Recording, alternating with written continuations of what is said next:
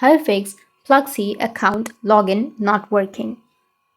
So if you're facing a problem with Pluxee account not working or login not working, then what you can do is first check your internet connection.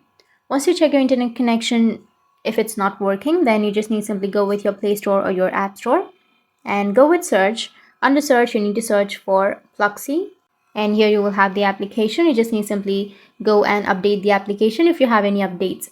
But if you don't have any updates, then what you can do is just tap and hold on to that Pluxee application, go with the app info. Under your app info, you need to go with permissions and make sure that you allow all of the permissions. So go with contacts and allow the contacts, and go with location, allow the location and everything. And you need to go back and tap on storage and cache, and here you need to clear the cache and also the storage.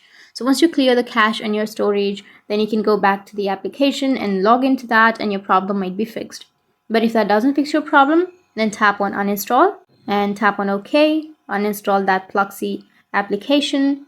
Once you've uninstalled, then you just need to simply go with your Play Store and your App Store again, and again install the application, and it might fix your problem. So once you've installed, you just need to simply restart your device, and after restarting, go with the login page, log into your account, and that's it. That's how you can fix Pluxee account login not working.